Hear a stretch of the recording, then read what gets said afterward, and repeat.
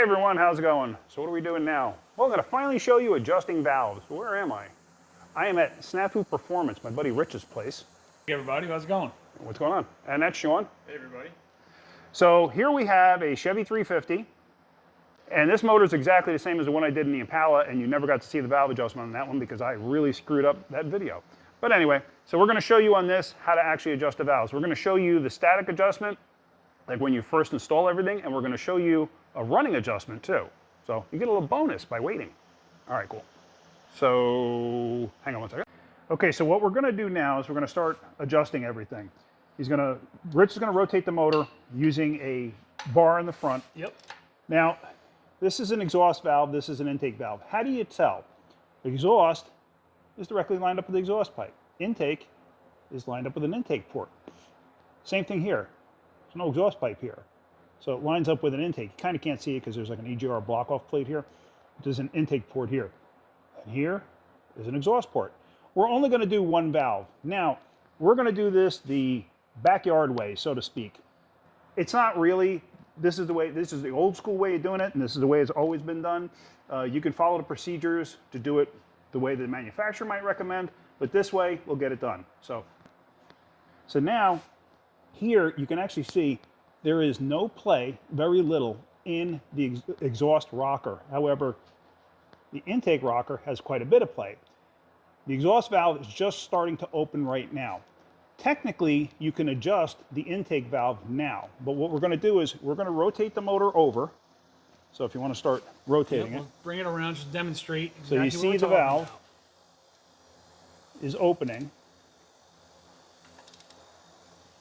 So now it's going to close.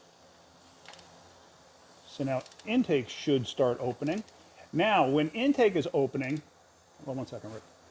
When intake is opening, as it's closing, before it reaches full close position, as it's closing, the exhaust will be on the base circle of the camshaft.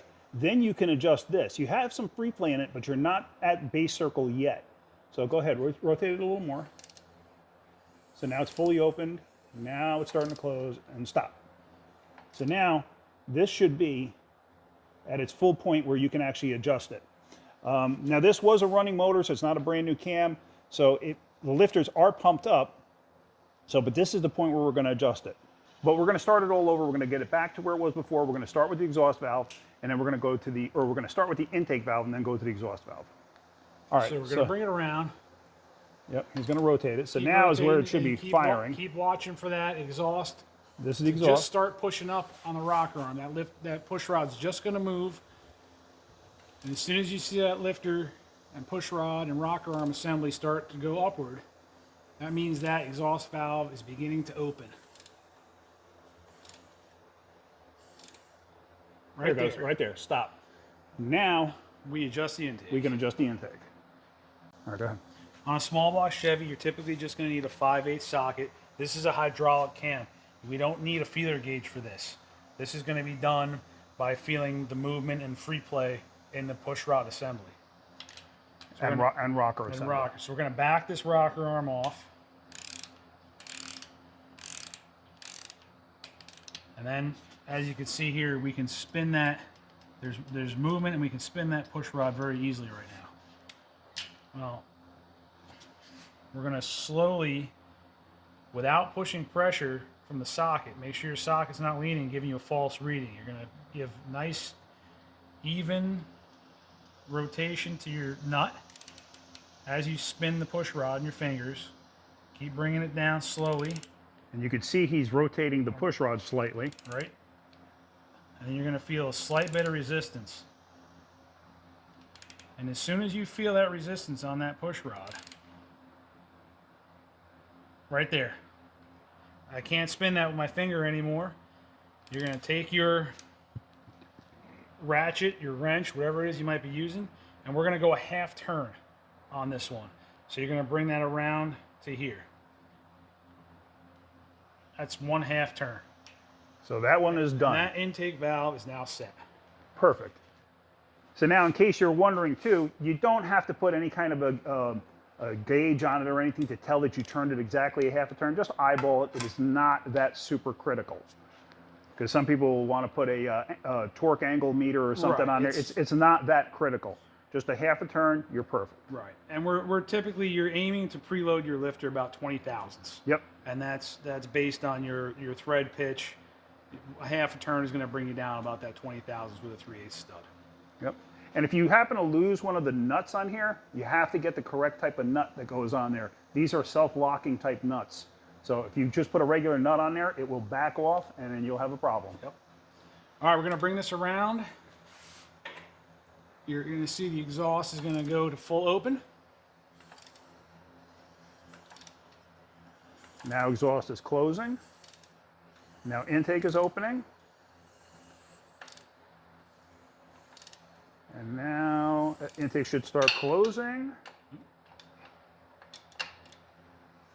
And stop. A little bit more. Okay, stop right there. There you go. So now we can adjust the exhaust. And it's going to be the same exact procedure on the exhaust. You're going to back off that nut. What I might do is actually lower you down a little bit. All right. It's the only thing I don't like about this tripod. I love this tripod otherwise. Yeah, do it right there. And right now, it's stiff to spin that push rod. I know it's probably tough to tell, but it's tight to turn that push rod. It's right there. That, before we lose anything, it's like that because a hydraulic lifter sets its own preload. Yep. And we have a slight bit of preload on it to keep the tension on everything while the engine's turned off. And this engine was running, so the lifters are already pumped up. Exactly. So you're going to see, really it should only take you, let's see, that's a quarter. Let's go off a half. That's how you can also tell. And now you got plenty of slop there. Yeah. That's a good way to tell where your adjustment was at if you want to see how close you were to being correct. And we're about right on the money here, I would say, with that half a that turn. was pretty good. This is a pretty good running motor, so. Yep. So then again, we're going to do the same thing. I'll try to do it so you can see here. Just get your fingers on that push rod, and you're going to spin that push rod in your finger as you turn the nut down. Just keep on going there. And that's it. It just locked up. And that's all it takes. Just feel that push rod stop spinning with your fingertips. And then you're going to just bring that wrench around a half turn. Yep, and that's it. And it's that simple. So there you go. That really was not that bad. That's pretty simple. But now, Super easy, man. Super easy. Mr. Snafu Rich here is going to show us a trick on adjusting valves while it's running, because that's also another thing that you may want to do. You don't have to do this, but some people prefer to do this because they want to get them exactly right. So, but like I said, it's not something you have to do. So let's get this thing ready and we're going to show you that. All right, so now we're going to show you adjusting the valves while it's running. Now, on something like this, when they're running, oil is going to be spraying out where the push rod is. You can see that little tiny hole there. So how do you avoid that? You avoid that. We've got these little clips. This is just a clip that's going to reduce that splash. This is still a messy job. It's still going to pop up off the end of the valve spring and the end of the rocker arm. We're definitely going to have a little bit of a mess, but this definitely cuts down on that mess considerably. They're sold like this. This is like a Lyle tool. I'm sure you can get these probably on Amazon or eBay or Summit. Summit and Jegs have them. Any one of your, maybe even your auto parts stores might still have these. Some of the nappers and stuff like that. This is really old school This is stuff. old school. This is definitely old school. This is how I first learned to adjust valves back when I was 15 years old. Now, you don't really need to do this, in all honesty. You really don't. This is something that used to be done an awful lot. It's not done anymore all that often. Some people still do. Yep. But, you know, it doesn't hurt to show you how things were done. And it is kind of a nice cheat on something like maybe a 283 or 327 that doesn't have a crank bolt.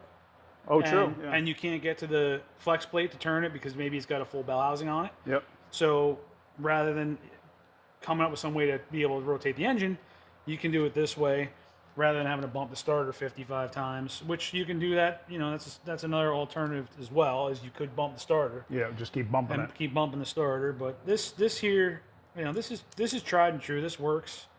Now you never want to rev the engine up with these on because I can guarantee you they will be flying to the next county.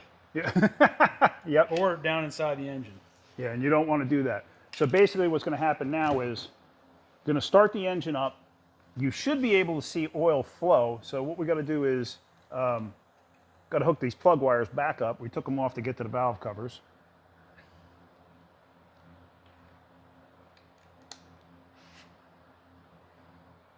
All right, and everything else should be hooked up. Yep, for the most part. We'll see if we can just keep these up off of everything for the time being. They should, if they get a little oily, that's all right, but we don't want to melt them. And then, You got a zip tie? You want me to you zip get tie? a zip tie? Let me get a zip tie real quick. The zip tie might help, yeah.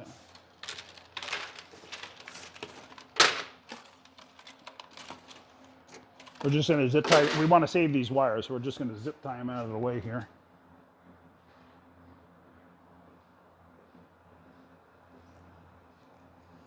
There you go. That's a Perfect. little bit better. Perfect. Good idea, Kenny. So now, when it starts, you're going to see oil flowing through here because that oil is going to hit the backside of this tin clip, and it should deflect. And you're still going to have some spray out of this. It's going to smoke a little bit, but Yeah, it will make a little bit of a we'll mess. give you the full effect. Let's do this. Oh, we got to put a Kill it battery for in. a second. Here We forgot we got to hook a battery up. Hold on. So make sure everything starts. Doesn't go Okay. flinging off. Ready? All right, go ahead. Perfect. Nice and Okay. quiet. Yeah, nice and quiet. All right. All right, so Where's my we're just wrench? making sure the clips don't fly off. I was recording. Okay. So, all right, we're ready. All right, here goes. Let's put the fan on this time.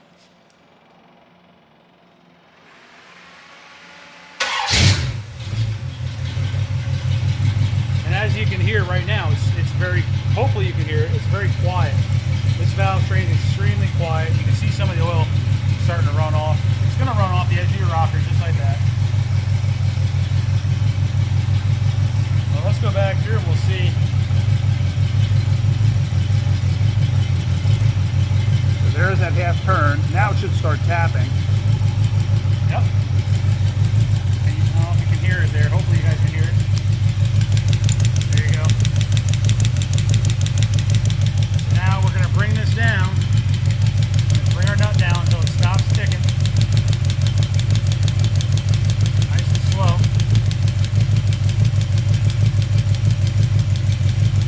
Right about here, just out of the way. Yep. Now we're just going to do quarter. You hear it's going to change sound. Yeah. Now the reason it changed sound is because the lifter pumps up. Now the lifter has to bleed back down, so it's actually hanging the valve open slightly. Yep. And it's going to smooth back out. It's okay, but you don't want to go too fast or too much at one time when it's running. Yes. So hear how it sounds the same now? Now we're going to go back to the intake valve. See how accurate you were. I realized I didn't have the mic next to me when I was talking.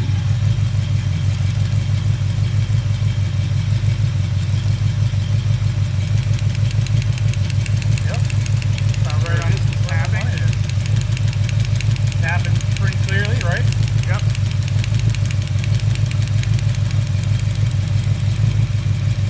Right about there. Tap one away. And there you go, quarter. You hear the exhaust change. Bring it down another quarter. Now it's hanging the valve slightly, but that's perfectly normal. And you're going to hear it smooth out here in a But minute. it will smooth out.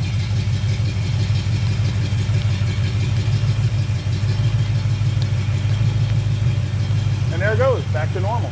Yep. And there's that smoke we were talking about. Now you Yeah, can take it- cardboard and stick it along here.